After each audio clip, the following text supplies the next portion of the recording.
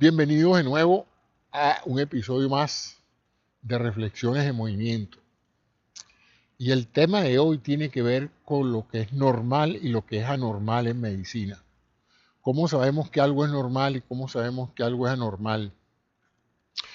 Un criterio que son eh, relativamente cambiantes en el tiempo en la medida en que nuevas informaciones y nuevos descubrimientos se van realizando y también en función de que las poblaciones y sus características biométricas van cambiando, y ya voy a hablarles de todo eso porque eso es muy importante, dado que si usted cuando le hacen unos exámenes todo sale normal, probablemente le recomienden que siga viviendo como está viviendo, comiendo lo que está comiendo y no haya ningún problema.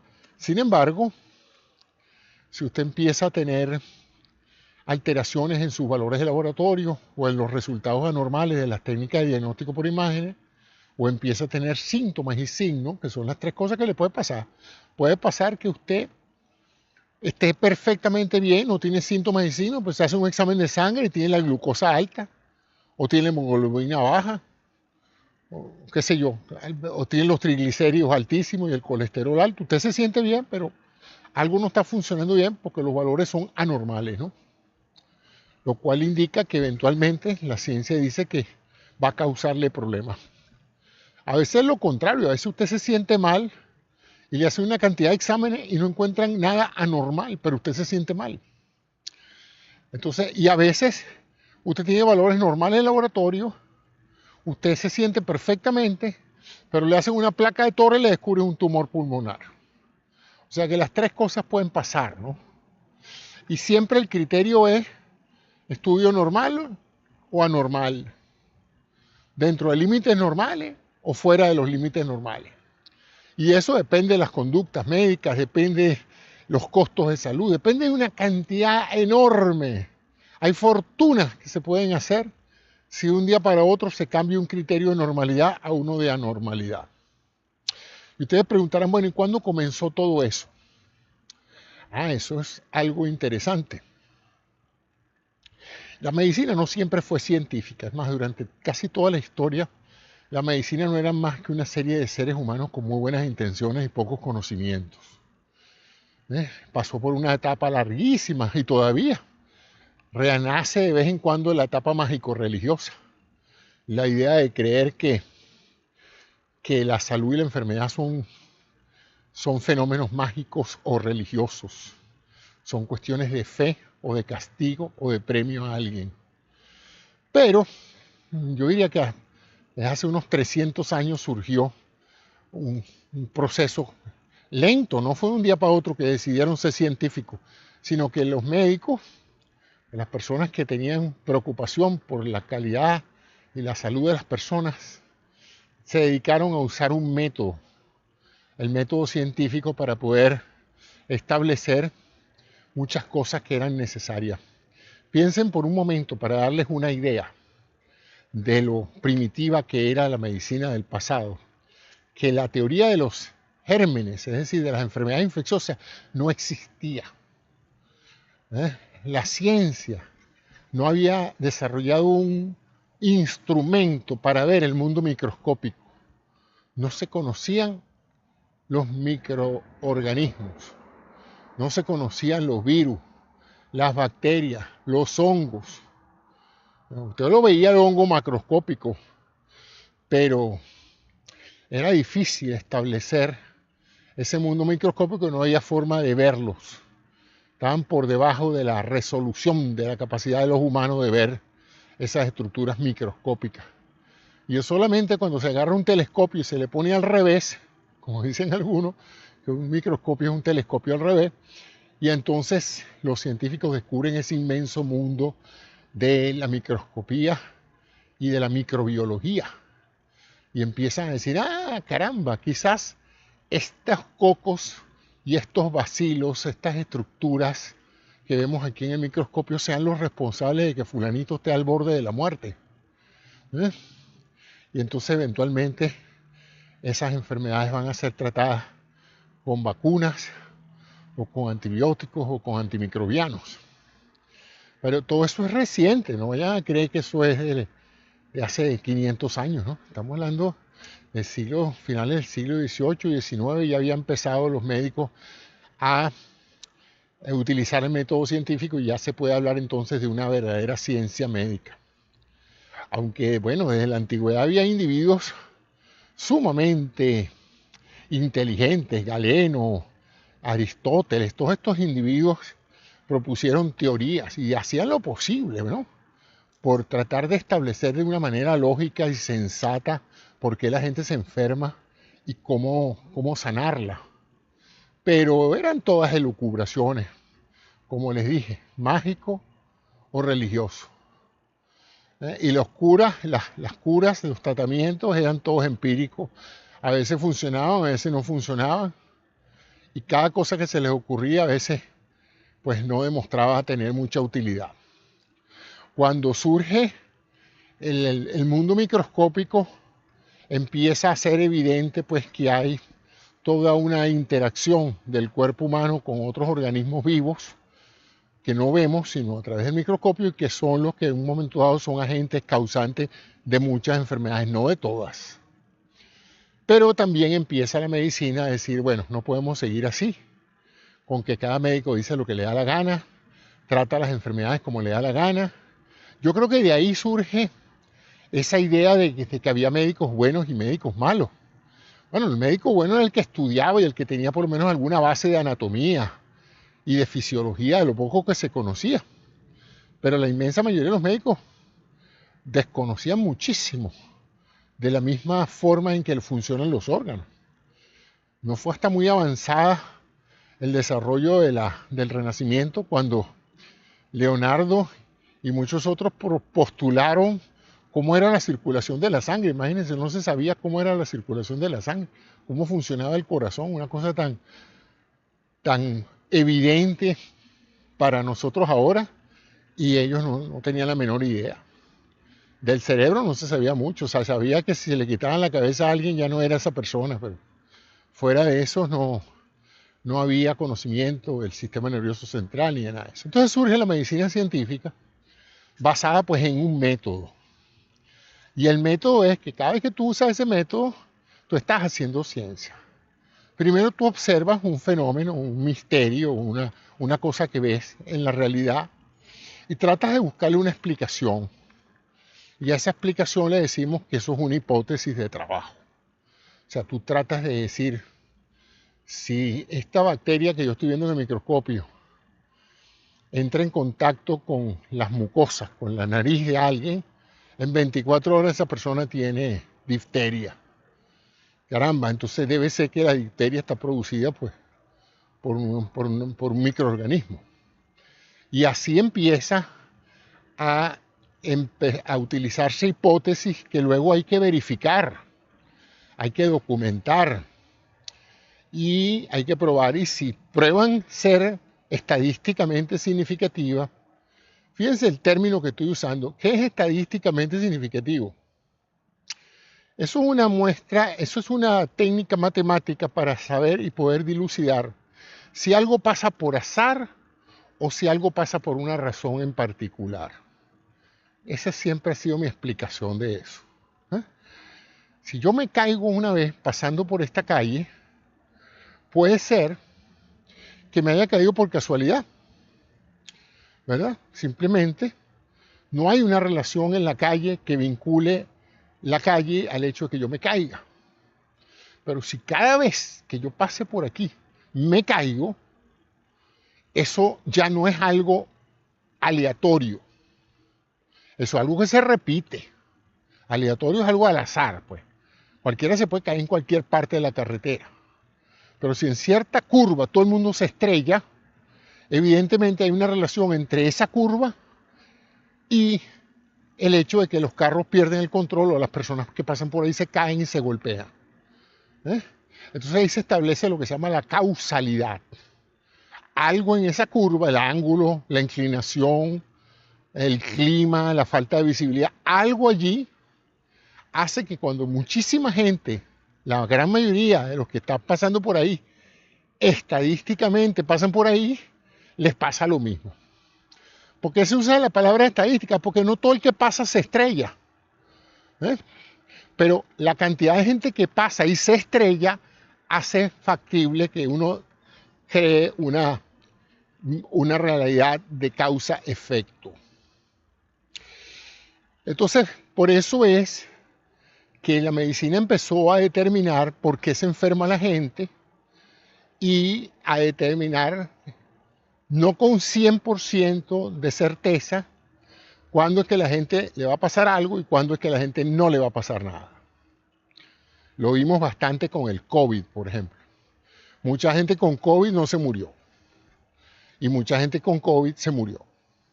Y mucha gente con COVID se iba a morir con o sin COVID. Y durante la misma pandemia mucha gente se murió de otras cosas que no tenían nada que ver con COVID. Entonces ustedes dicen, bueno, ¿pero por qué? Bueno, primero porque la gente se muere todos los días. Se muere hasta sin estar enfermo. Se muere en un accidente, etc. O sea que siempre hay un número de personas que desaparecen cada día por razones diversas. Entonces, cuando uno tiene un aumento del número de muertos, uno tiene que saber a qué se debe. Y eso le pasó a los chinos. Los chinos empezaron a recibir en el hospital, en Wuhan, una serie de personas que venían con dificultad respiratoria. Así entraron los primeros casos en China. Y luego se extendieron a muchos otros países, en particular en Europa, en Italia pegó mucho. Entraban con dificultad respiratoria, vengo porque no puedo respirar. Bueno, los médicos lo ponían ahí le ponían un poquito de oxígeno, pensaban que a lo mejor era una crisis de asma, a lo mejor era una neumonía, le ponían tratamiento antibiótico de neumonía, y pensaron, bueno, la mayoría de la gente sana que de repente desarrolla una neumonía bacteriana, usualmente, o viral, hay neumonías virales, pasa sin mayor problema 24, 48 horas y luego mejora. Estos no mejoraban. Esto era estadísticamente atípico. No es posible que 100 personas que entraran al hospital con dificultad respiratoria, a las 48 horas, la gran mayoría estuviera en terapia intensiva muriéndose, sin poder respirar. Eso no era normal, que es el tema de hoy. ¿Qué es normal y qué no es normal? Entonces aquí voy a hablar un poquito de las estadísticas que usamos los médicos y que usa todo el mundo que usa estadísticas para describir un fenómeno. Y eso se llaman medidas de descripción del comportamiento de un fenómeno. Medidas de agrupamiento. Entonces, la que todos nosotros estamos más familiarizados es lo que se llama el promedio o el averaje. El averaje es la suma de todos los fenómenos divididos entre el número de fenómenos. O sea que ustedes agarran 100 individuos, suman todas las estaturas de esos 100 individuos, la dividen entre 100, que es el número de individuos, y eso le da lo que se llama la estatura promedio de los individuos. Se llama medidas de tendencia central. O sea que se usan para describir a los individuos. Te dice, tengo 100 soldados. ¿Son altos o son bajos? Buena pregunta. Pero no le puede decir altos o son bajos. No. Hay que describirlo. Entonces, tendrías tú que sentarte a recitar 100 estaturas de soldados. Eso no tiene sentido. Pero si tú le dices, la estatura promedio de todos estos soldados es de 1,65 m. Bueno, eso ya te da una descripción de la población de soldados, de esos 100 soldados. En la escala, más o menos, uno podría decir que un soldado de 1,65 m no es un soldado muy alto, tampoco es muy bajo. Si la estatura promedio fuera 1,55 m, pues serían soldados bastante bajitos, pues, para efectos generales. Eso se llama la primera medida de tendencia central es el promedio o el averaje, como también se le dice. El problema del averaje, si ustedes piensan un poquito, es que describe el promedio, pero no describe exactamente la naturaleza de la población, porque vamos a poner que la mayoría de las personas miden 1,65 m. De esos 100, 90 miden 1,65 m. Pero hay 10 que miden casi 2 metros. Solo 10 personas miden 2 metros. Eso hace que el promedio sea más alto de 1,65 m. ¿eh? Lo cual les daría a ustedes la impresión de que la mayoría de los soldados son más altos de lo que en realidad son. Porque es una medida que describe el promedio, pero que no describe realmente lo que está pasando. Porque esas 10 personas sumamente altas elevan la estatura promedio sin que en realidad ninguno de la mayoría de los soldados tenga más de 1,65 m. Entonces se necesitan otras medidas adicionales.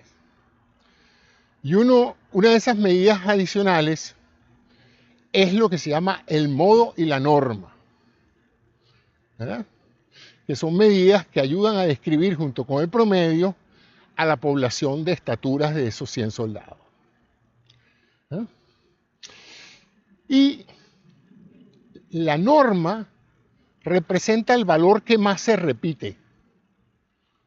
O sea que en este caso el promedio sería 1, pero la norma sería el promedio más repetido, en este caso 1,65, porque es el que más se repite dentro de todo. Y hay otras formas de describir las estaturas de esos 100 soldados a través de lo que se llama una curva de distribución, donde se toman más o menos las desviaciones estándar, que se llaman así, que es que tanto se desvía la población del promedio.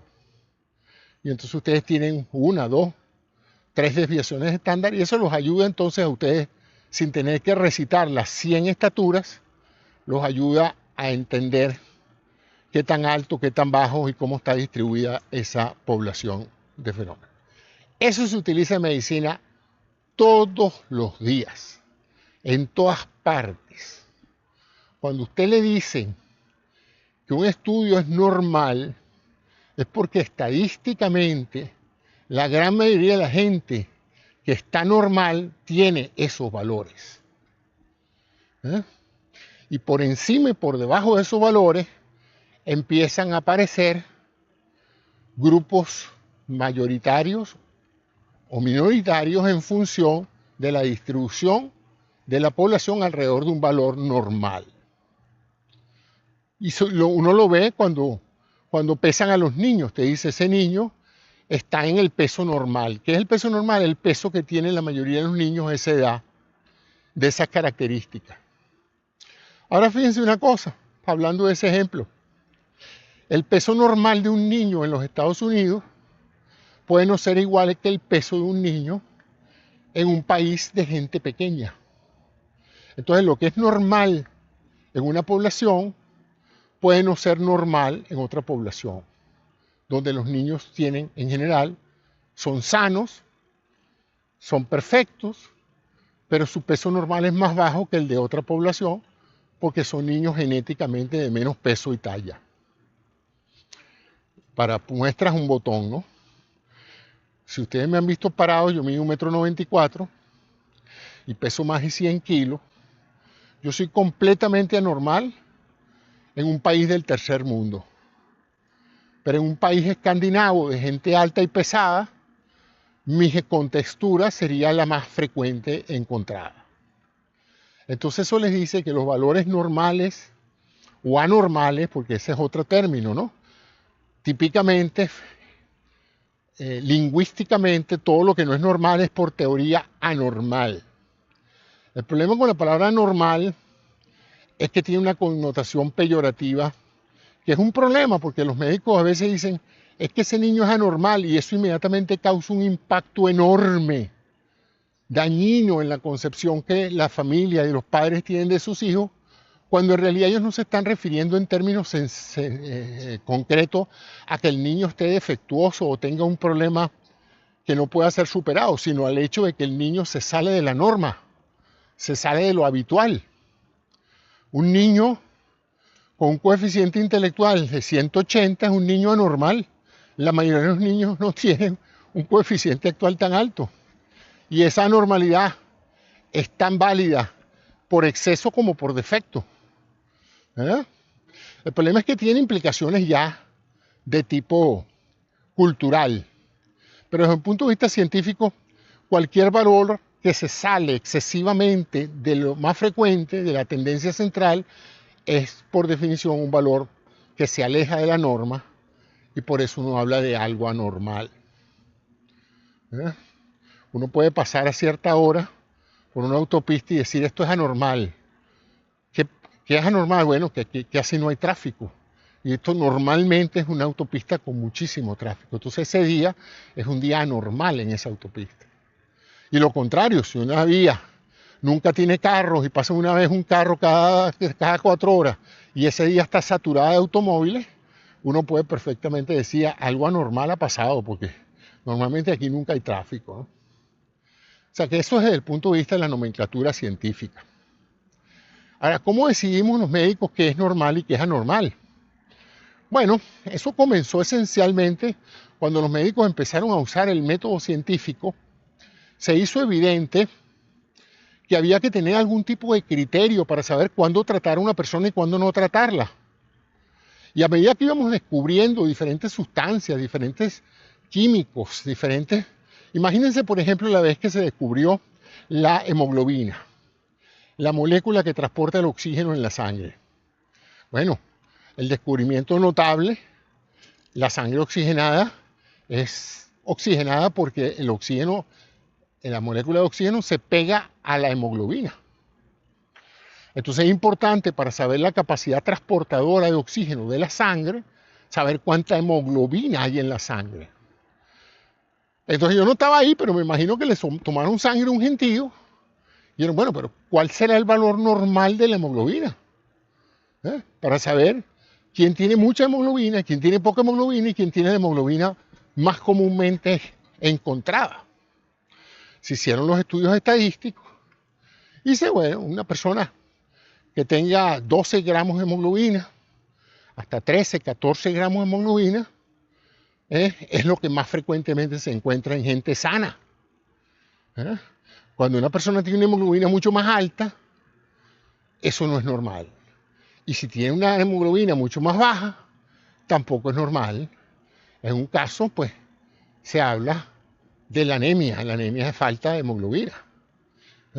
Ahora, ¿qué tanto tiene que alejarse alguien para estar anémico? Bueno, eso es importante. Porque si uno pone un límite inferior de la hemoglobina en 10, por ejemplo, la pregunta es si usted está en 10, ¿usted tiene anemia o no? Vamos a decir que lo verdaderamente normal es 12. ¿Me entienden? Usted está en el límite inferior, un poquitico y ya califica como anormal. Pero eso no es tan anormal como decir que tienes la hemoglobina en 8, ¿verdad? Que está alejado 4 gramos de los valores normales. Entonces, todo esto se los digo es para que entiendan que la interpretación de los resultados normales de laboratorio tiene que hacerse con sensatez y por eso se insiste en que a los pacientes no se les den esas cifras sin una adecuada interpretación por parte del médico que los trata. Por eso es que ustedes verán que en muchos países le hacen un estudio de laboratorio y usted dice, dame los resultados. No, yo se los envío a tu médico. Para que sea tu médico quien los lea y los interprete en el contexto de tu salud, de tu peso, de tu talla, de tu raza, de tu región del país, ¿verdad? Porque si tú tienes 10 gramos de hemoglobina a nivel del mar, no es lo mismo que tener 10 gramos de hemoglobina a 4.000 metros de altura en el Alto Perú, porque ahí sí es verdad que necesitas más hemoglobina, porque si no te asfixias. Entonces, lo que es normal para una persona que vive a gran altitud puede no ser tan normal a una persona que vive a nivel del mar y viceversa. O sea que todos esos factores los toma en cuenta el médico a la hora de interpretar tus resultados. Y eso es, pues, entonces, uno de los propósitos de este programa de hoy es hablar sobre eso, porque cuando las personas ven los resultados del laboratorio, a veces se preocupan y a veces se preocupan mucho o a veces se preocupan poco, lo que les estaba diciendo, ¿no? Que ambos son problemas. Cuando tú no te preocupas es grave, ¿no? Que tú vengas con un colesterol de 350 y digas, no, te preocupes por eso baja. E ignoras la significación de eso, aunque tu médico te dice, tienes que mejorar tu dieta, tienes que hacer ejercicio y tienes que tomar estatina. Y tú dices, no, hombre, ¿qué va a tomar yo eso? Eso lo hacen los médicos para ganar dinero y para que las farmacéuticas ganen dinero. Yo voy a seguir con mi dieta porque mi papá llegó a viejo y nunca le tomaron el colesterol. Eso es, eso es una torpeza intelectual, para no decir otra cosa, ¿no? Entonces, es importante tomar las cosas en serio y para eso no hay mejor guía que tu propio médico. Un médico que te conozca, que también tenga otra cosa importante a la hora de evaluar un valor bioquímico, y es la tendencia. La tendencia es de dónde vas y de dónde vienes, ¿verdad? Si yo les digo a ustedes, ¿cuál es la temperatura? Ahorita, 32 grados. Esa es la temperatura. Ahora, eso no les dice a ustedes si el clima está enfriando o está calorando. Porque ustedes solo pueden saber si las cosas se están poniendo más calientes si ustedes me dicen cuánto era la temperatura ayer. Ah, ayer estaba en 22 y hoy está en 30. Entonces la temperatura está subiendo. La sola cifra 30 no les dice nada. Les dice que está agradable la temperatura, pero no les dice nada sobre el pronóstico de la temperatura. Ahora, si tú le dices, ¿cómo estaba ayer? Estaba en 40 grados y hoy está en 30. Oye, está enfriando. El clima está mejorando. Entonces, igual pasa con medidas como la fiebre, el peso, por ejemplo. Si ustedes agarran y pesan a una persona que está muy obesa y lo montan en el peso y le da 150 kilos, está gordísimo. Bueno, pero él te dice, pero yo estoy haciendo dieta, ¿vale? Hace 3 meses. Bueno, pero estás gordísimo. Espérate un segundito. Si hace 3 meses, cuando empezó la dieta, tenía 180 kilos y ha bajado 30, eso es enormemente diferente a que si hace 3 meses él pesaba 100 y ahora pesa 150. ¿Ah? Entonces, a veces más importante que un valor absoluto es un valor relativo a un valor anterior, porque eso nos permite proyectar y saber cuál es la tendencia del paciente. ¿Está subiendo o está bajando su colesterol? Si tú me dices a mí que está en 220, no me estás diciendo nada, solamente me dices que el día que le tomaron la muestra estaba en 220. Bueno, es que hace 2 meses estaba en 180, entonces subió el colesterol. Tienes que preocuparte. No, que hace 2 meses estaba en 280 y ahora está en 220. Sí. Ah, no, entonces te está funcionando la dieta y las medicinas que te mandamos. O sea que eso es muy importante que lo tengas en consideración. Y lo otro es que depende mucho de cuán alejado el valor anormal está del límite del valor normal. Por ejemplo, la temperatura corporal. En teoría no debería pasar de 38 grados. 37.5, 37 grados, 36.5. Entonces tú dices, está en 38. Bueno, ¿qué hacemos? Lo llevamos al médico.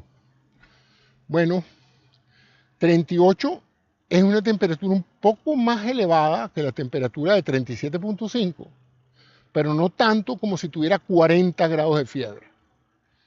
Ahí sí tú tienes que tomar medidas extremas. En ambos casos hay fiebre, pero en un segundo caso la fiebre es más severa que en el primer caso. Entonces eso hace que la interpretación siempre obliga a que las personas no se vuelvan tan neuróticas con los valores y piensen en esos dos elementos. ¿Tengo un valor elevado o deficitario? Sí. Okay. ¿Qué tan alejado está de lo normal? Mucho. Entonces me voy a preocupar un poco más. Muy poco. Entonces no me va a preocupar tanto, porque la cosa no está mal. Porque acuérdense que un valor representa el momento en que se hizo la muestra. Y el cuerpo está constantemente cambiando valores. ¿Por qué? Porque los valores de todas las pruebas que se hacen son dinámicos. Si usted se toma la presión arterial, en ciertos momentos del día puede lucir que esté alta. Y usted se acuesta, se recuesta un rato, se relaja un poco y llega a lo que se llamaría una toma basal de la presión arterial y se da cuenta que su presión arterial es normal. Ahora, preocupación debe tener el que se acuesta, se relaja, se tranquiliza un poco y le toman la presión y sigue alta. Ya eso es otra cosa, ¿no? Porque en el primer caso era un poquito de ansiedad o de angustia o de una elevación transitoria de la presión arterial por diferentes razones. En la otra es producto de que ya usted no puede controlar su presión arterial. Entonces fíjense que eso es interesante, lo que es la normalidad y la anormalidad a la hora, y es importante porque, como le dije, cuando le llegan esos informes, usted empieza a verlo y dice, oye, estoy mal. Y ese es el momento que uno llama a familiares y amigos médicos y le dice, mira, tengo el colesterol en tanto. ¿Cómo ves tú eso? Yo lo primero que le digo es, ¿cómo estaba antes? ¿Estaba muy alta antes y bajó o estaba muy baja antes y subió? Eso es más importante que el valor que me está dando en este momento, a menos que el valor que me está dando en este momento sea grotescamente enorme, en cuyo caso hay que tomar acciones. Si tú te mediste la glicemia y toda la vida la has tenido en 100 y ahora la tienes en 120, bueno, yo te diría que a veces hay que recurrir a una segunda o una tercera medición, de nuevo, para saber si eso es una variación transitoria o no. Si cada vez que te miden eso en ayunas sale 120, 130, pues entonces evidentemente ya estás pasando de prediabetes a diabetes, ¿no? Y si un día te levantas y estás en 300, mira, llama al médico porque esa es una cifra muy alta, eso es 3 veces los valores normales. Entonces yo creo que eso es autoexplicativo, ¿no? No se necesita elucubrar mucho para darle una idea a una persona que se levanta con 3 veces los valores normales de algo debe actuar, debe buscar ayuda, debe buscar asesoría, criterios de interpretación y acciones para corregir eso. ¿Y por qué hay que corregirla? Bueno, por lo que les empecé diciendo al principio del programa, causa-efecto. Lo que he descubierto la ciencia médica es que el colesterol alto es causante de ateromatosis, de oclusión de los vasos por depósitos de grasa, y esos depósitos de grasa o tapan el vaso donde están depositados o se desprenden y forman émbolos y producen embolismo y tapan vasos más chiquitos más adelante. Imagínense un río puede tener su caudal o porque se tranca con un dique o porque se desprenden varias piedras grandes que en el momento donde se desprenden no son de gran tamaño con respecto al calibre del río, pero cuando llegan a un riachuelo, la piedra tapa el riachuelo y le quita perfusión, le quita riego. Entonces así funciona eso. Ahora, esos no son los únicos estudios a los cuales nosotros nos referimos cuando tenemos que hacer análisis para determinar la salud y la enfermedad de alguien. Están entonces también los estudios de diagnóstico por imágenes. En los primeros estudios que les mencioné, bioquímicos, bacteriológicos, hematológicos, se llaman cuantitativos. ¿Por qué? Porque los resultados se miden en números. Y cuando uno tiene números, tiene la ventaja de que uno puede ver lo que les decía al principio, las medidas de descripción central de la variación numérica. O sea, la mayoría de la gente normal se centra alrededor de un valor y por encima y por debajo se materializan las primeras desviaciones estándar y después de la tercera o cuarta ya estamos entrando en un rango o muy extremo por los dos lados, por exceso o por defecto. Pero hay una serie de estudios que no tienen nada que ver con un valor numérico. A veces uno usa escalas numéricas arbitrarias, que se llama, ¿verdad? Por ejemplo, un tumor estadio 4. Bueno, uno diría, bueno, pero eso es numérico. Bueno, Eso es para efectos descriptivos rápidos, pero no es algo así que ustedes pueden calificar un tumor estadio 4 por un valor numérico en particular o por un cálculo específico, sino producto de una configuración de factores que lo colocan en esa categoría, categoría 4. Entonces, entramos entonces en las medidas cualitativas, no cuantitativas. Los estudios de imágenes son todos cualitativos. Los informes son informes descriptivos de lo que se está viendo. Cuando se encuentra algo, se mide, su morfología se mide. O sea, ustedes pueden encontrar un tumor, un quiste, una calcificación, un cuerpo extraño y describirlo. Mide 4 por 3 centímetros y está ubicado en tal parte, a tantos centímetros de tal parte y a 12 centímetros de tal parte. Lo vemos mucho cuando hacemos estudios del feto. Durante el embarazo medimos al feto por todas partes, le medimos la cabeza, el tórax, el abdomen, las extremidades, el fémur, los dedos, todo se le mide al feto en lo que se llama biometría fetal. Y con toda esa biometría nosotros podemos hacer un estimado de la edad gestacional del feto, del tamaño, podemos hasta calcular el peso estimado. Fíjense, es un cálculo de peso basado en las dimensiones. Pero no es que estamos pesando el feto, porque el feto no hay forma de pesarlo como tal, ¿no? Pero sí correlacionar el peso que tiene un feto en un momento dado dependiendo de sus dimensiones, ¿no? Es como cuando uno agarra una roca de granito, la mide, saca el ancho por el alto, por el grosor y dice, esta piedra debe pesar 3 toneladas. No es que la montaste en una balanza y viste cuánto pesaba, sino que ya se sabe el peso que podría generar un bloque de granito de similares dimensiones, ¿no? Entonces, todo se mide, pero en realidad los criterios a veces son más bien de carácter descriptivo. La presencia de una lesión en un sitio, uno llama una lesión una alteración de la anatomía normal del órgano, ¿verdad? Ahorita estoy pasando aquí alrededor de buzones de correo.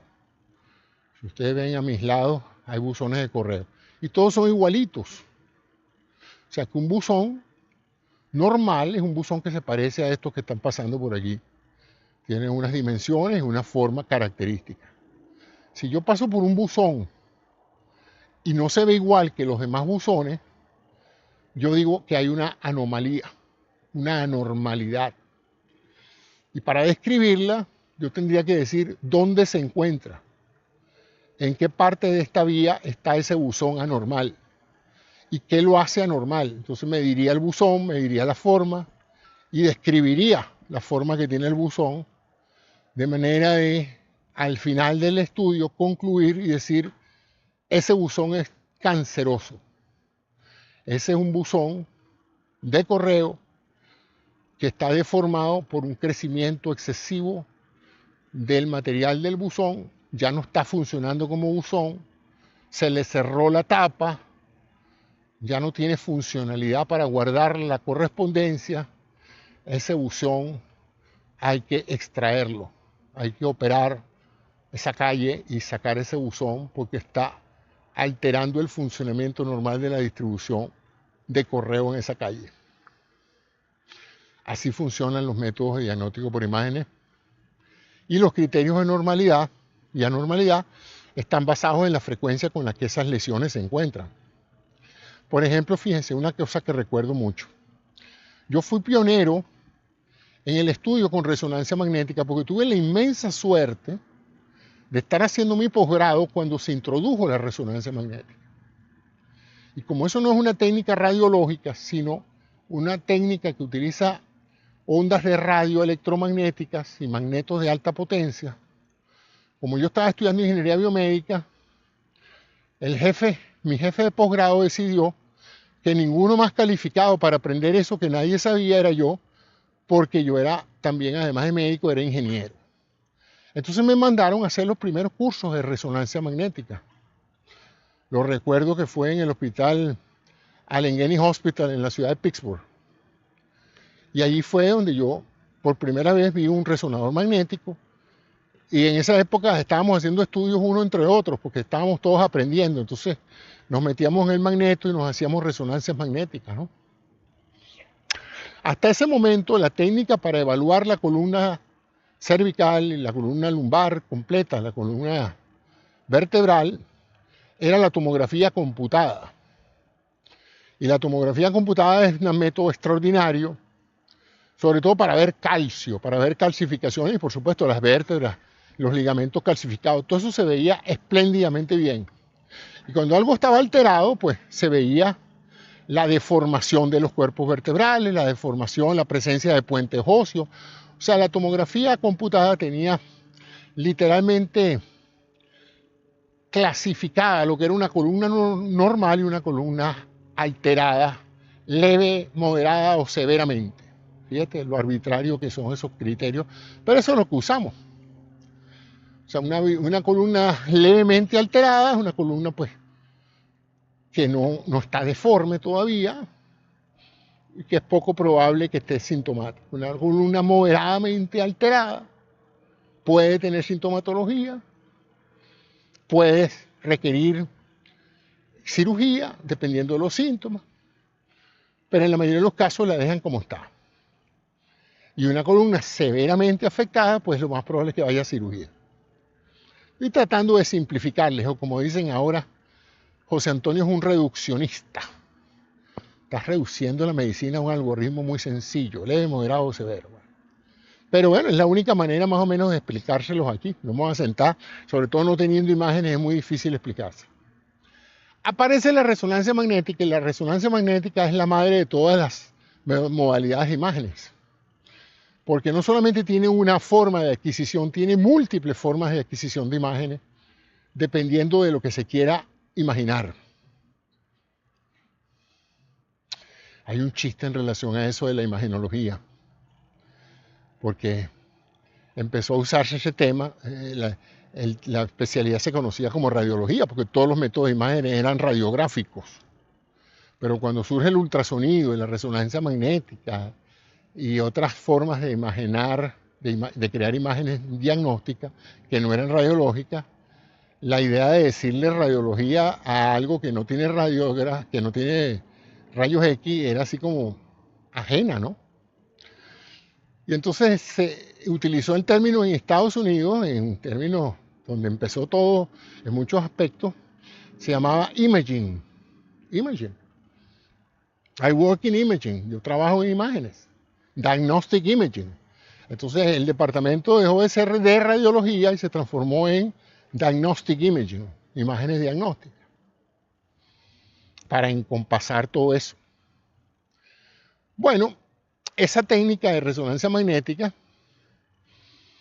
explotó porque esa técnica es extremadamente buena para imaginar casi cualquier cosa, porque ella crea imágenes de la distribución de protones de hidrógeno en cada tejido del cuerpo y cada tejido del cuerpo se responde con ecos de radiofrecuencia diferentes dependiendo de la naturaleza del tejido. Entonces, uno tiene no solamente la posibilidad de ver hueso, de ver ligamentos y de ver zonas rígidas, sino también de ver tejidos blandos, como nunca se había visto antes.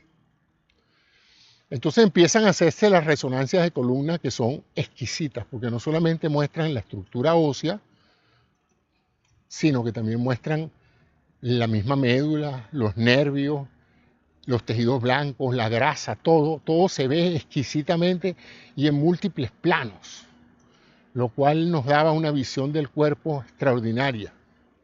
Voy a ver si acompaño aquí algunas imágenes mientras hablo de esto. Bueno, el asunto entonces es que empezamos nosotros a hacer diagnóstico con resonancia magnética y hay una patología de columna que es la hernia discal. Entre las vértebras, sobre todo entre las vértebras lumbares, es con frecuencia la presencia de discos intervertebrales que separan, una suerte de cojinetes que separan las vértebras, se llaman los discos. Y esos discos son más bien blandos, no son óseos, no son rígidos, no son discos de hueso, sino son discos de tejido fibroso. Y en ocasiones, por esfuerzos enormes, por estreses, por defectos constitucionales del desarrollo de la columna, esos discos se hernian, es decir, se salen de sus límites regulares y se van hacia atrás y comprimen las raíces nerviosas que emergen de la columna vertebral y producen dolores, en particular los lumbares, la famosa ciática, la ciatalgia, que es el dolor del nervio ciático, producido por una estructura que está comprimiendo el nervio, lo está lastimando, lo está aprisionando. Entonces, esto usualmente se diagnostica cuando la gente se queja de ciática y le hacen un estudio y le demuestran que hay una hernia discal, que hay una extrusión del núcleo pulposo de ese disco que está comprimiendo la raíz del nervio. Ya está, el diagnóstico está hecho. Y dependiendo de las características de la persona, se decide si se opera o no, o si se usa un tratamiento conservador.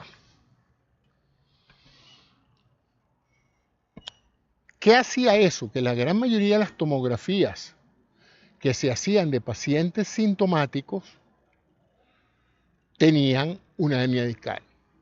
Claro y raspado. Si tiene síntomas es porque algo está comprimiendo el nervio y lo más probable es que el estudio salga positivo para una hernia discal. Pero cuando empezamos a hacer resonancia magnética de todo, empezamos a darnos cuenta de que hay hernias discales a patadas. De que la cantidad de personas entre los 30, 40 y 50 años que tienen un disco deformado y que protruye y se mete en el canal raquídeo es más de lo que uno pensaba que acontecía.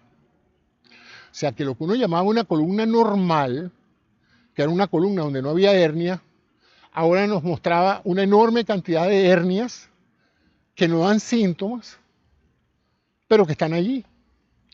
Los médicos en esa época empezaron a dictar lo que encontraban y la conclusión al final es hernia discal. Con ese criterio estrictamente radiológico empezó todo el mundo a preocuparse. Doctor, ¿y entonces? Bueno, amigo, tiene que operarse, porque tarde o temprano esa hernia le va a echar broma y le va a crear problemas. Y siempre es preferible curar una hernia que no está inflamada a curar una hernia que está inflamada. Y así empezaron a hacer cirugías de hernias discales en cantidades industriales.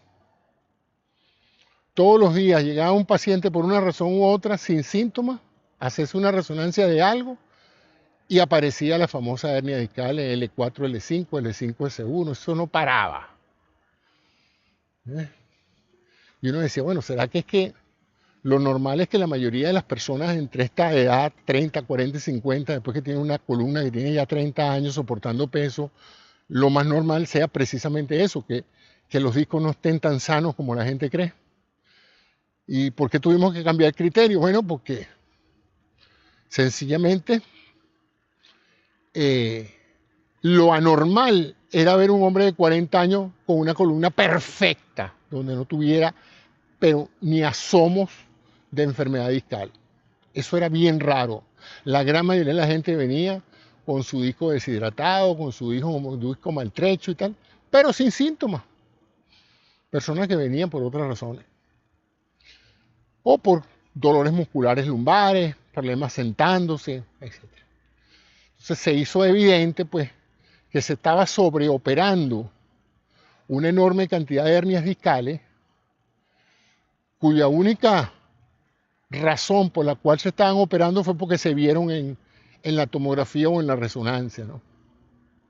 Pero que en cierta forma a lo mejor no había necesidad de operarla porque la operación tiene un riesgo de infección, que lo he cubierto en otros programas, he hablado sobre el riesgo de actuar en medicina, ¿no? Medicina tiene dos riesgos grandes, la de no actuar y la de actuar. Y uno tiene que sopesar ambos riesgos, ¿no? ¿Qué pasa si hacemos algo? Bueno, pasa esto. ¿Y qué pasa si no hacemos algo? Bueno, también pasa otra cosa, ¿no? Entonces uno juzga cuál daño es peor y cuál es mejor, ¿no? cuál es mejor para el paciente. Entonces de eso se trata esto. Y bueno, ya llevo 58 minutos hablando sobre normalidad y anormalidad, pero creo que les he dado un vistazo bueno de cómo la ciencia médica ha podido establecer estadísticamente qué es lo normal y qué es lo normal, y cómo sobre esa base se deciden conductas y luego se reevalúan. Años después, en base a las tendencias nuevas, se reajustan lo que son los valores normales y anormales y se reajustan las conductas. Bueno, amigos, muchas gracias a ustedes por su atención y hasta el programa de mañana. Ya voy de regreso aquí y como normalmente yo hago esto, pues hoy he hecho algo normal. Lo anormal sería que hubiera venido a pie, porque nunca lo hago a pie. Pero bueno, me gusta más mi triciclo. Muchas gracias a todos y hasta mañana. No olviden suscribirse, activar las notificaciones y enviarle este programa a cuantas personas ustedes crean que le puede ayudar a entender ciertas cosas. Gracias y buenas noches.